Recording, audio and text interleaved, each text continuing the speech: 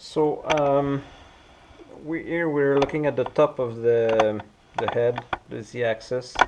This is the spindle pulley, and let's have a look at the way lube.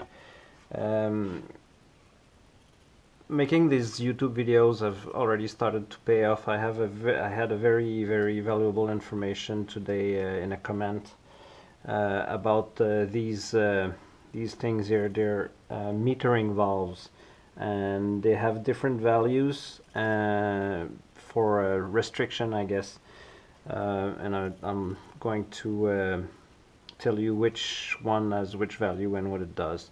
So the first one here will lube the tercite on the top of the rail, and this one has a value of FJB1, and same thing over here. You can see that it's through this hole there, and also this one is FJB1, so both rails. Now this one here, which is the second one, feeds the gibs. We'll call it the lateral gibs here on this side, and the value is FJB0. So this one here. This one lubes the ball nut, and this one has a value of FJB00, so FJB00, this one here.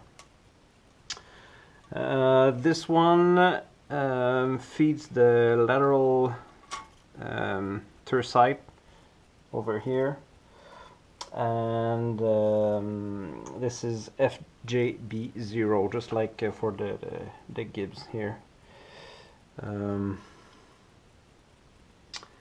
And this here is the inlet, and both ends of the manifold would feed the gibs, the holding gibs, I'll call them, that holds the whole head on the rails, and these have values of FJB0.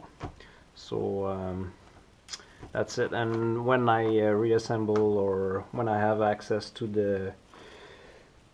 the saddle, which I was calling the Y-axis before because I didn't know better, so once I have access to the saddle again, then I'll check these out for you. Okay, thanks.